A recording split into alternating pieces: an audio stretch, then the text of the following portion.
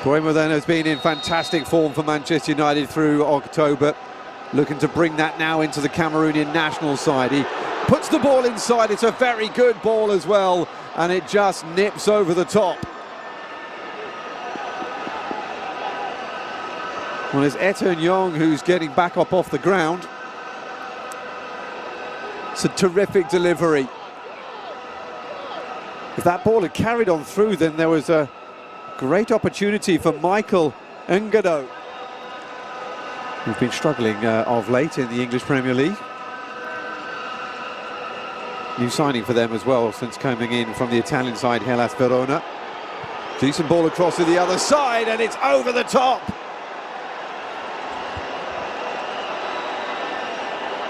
And it's Bongonda who was there. And it disappears over. It's a great ball in. And Bongonda unable to make it goals in back-to-back games.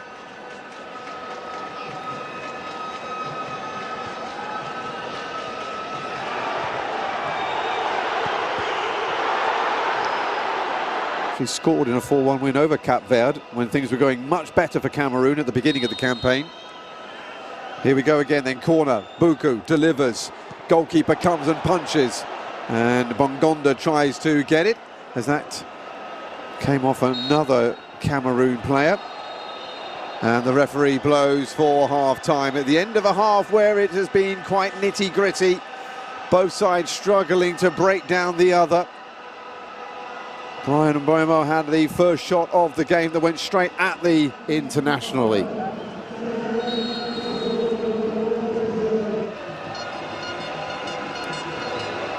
Finally, Cameroon managed to get their foot on the ball and try the quick counter-attack. They didn't score from a counter-attack during the group stage, and they're not going to score from one here either.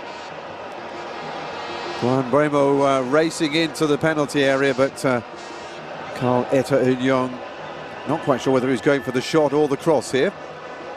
In the event, he got neither of them right. Bakambu. So spread to the other side.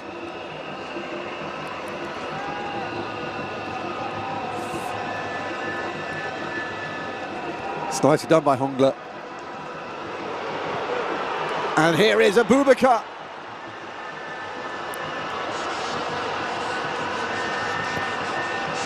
Recently passed the great Roger Milla to go second in the all-time Cameroonian international ranks for scorers.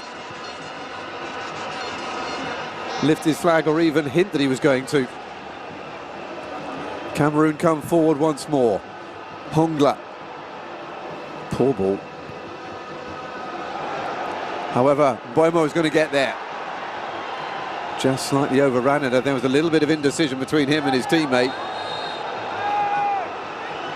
And down goes Aaron Wan-Bissaka and into the book. There goes Nuhu.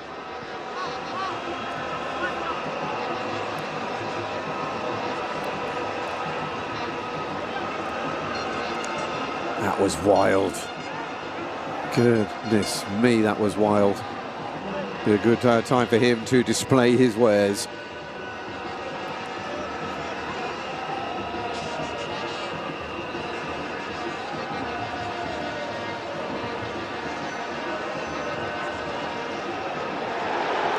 Oh, that's gone through, and a chance to score the best of the game so far. And Onana gets down. Well, if you had one man in this Democratic Republic of Congo team that you would want a chance like this to fall to, it is Cedric Bakambu. But the 34-year-old unable to beat Onana. And he'll get it. Involved on both flanks, and Boubacar leaves the ball behind and is rolling around on the floor. I'm not quite sure why. I think he stood on the ball. Maybe he hurt himself when he came off the other side of it.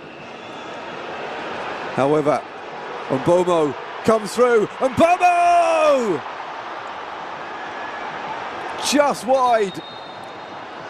from the in-form Cameroonian striker.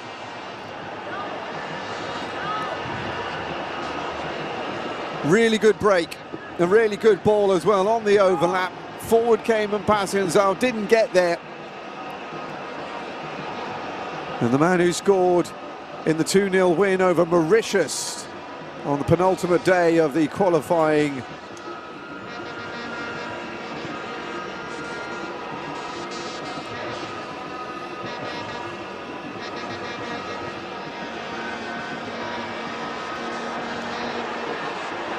here comes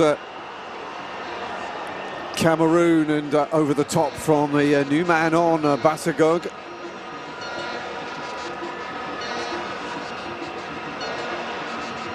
Has set up a goal in this World Cup qualifying campaign, but has yet to score himself.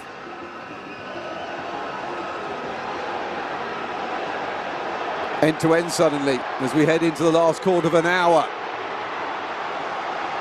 Andre Onana brought into action for the first time in a while from the new man who's just come on, Mayele.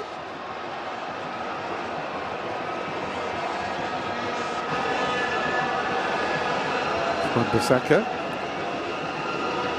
Bassagog feeds it into the path of Abubakar. Abubakar appeals for a penalty. Axel Tuanzebe trying to get things in the middle.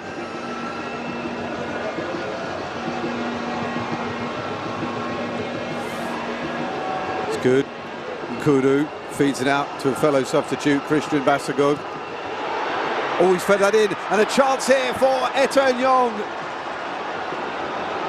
Can't beat Lionel Mpassi, and he recycles quickly.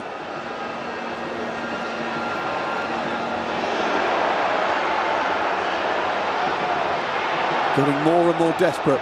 Kudu brought down, taken quickly.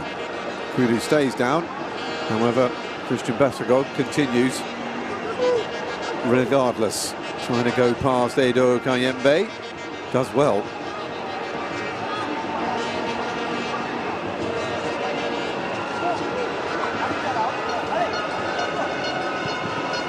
Bassagog again hits the back of Kayembe. Kudu, dangerous ball in, very dangerous ball in, and it's that man again, Carl Eto'o Nyong, who is left disappointed. He was having to fight his way. Now up against him, the man on the Democratic Republic of Congo side, up against Jean-Charles Castelletto on Cameroon's.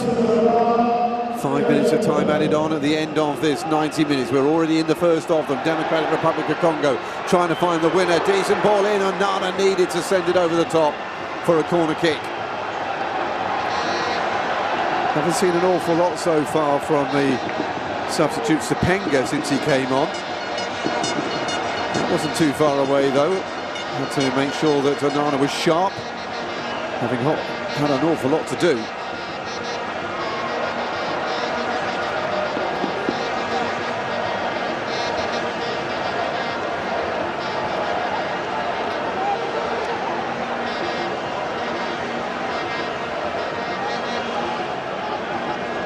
Corner kick will be taken by Sepenga. It's not a bad delivery either, and it's in!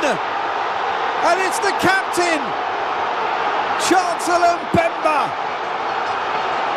who might just have won this for the Democratic Republic of Congo. Looking to make it back to the World Cup for the first time since their debut 50-odd years ago.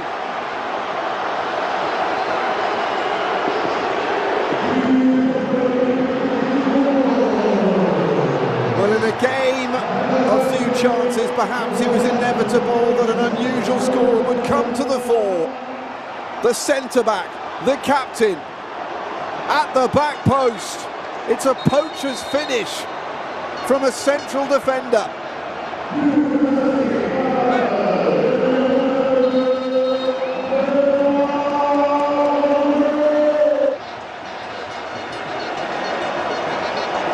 So close.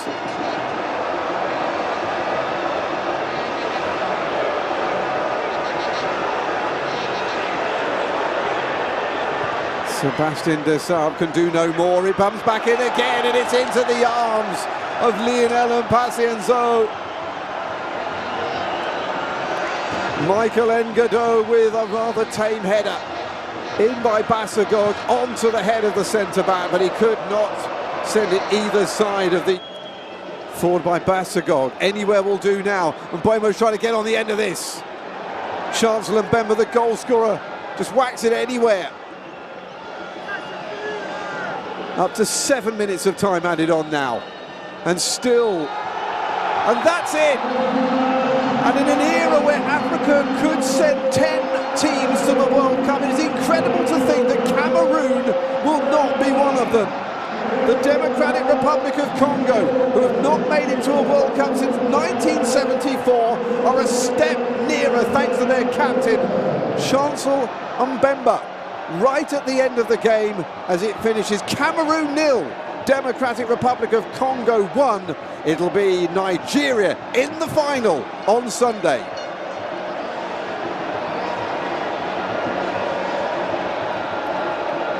The dream is over though for Cameroon.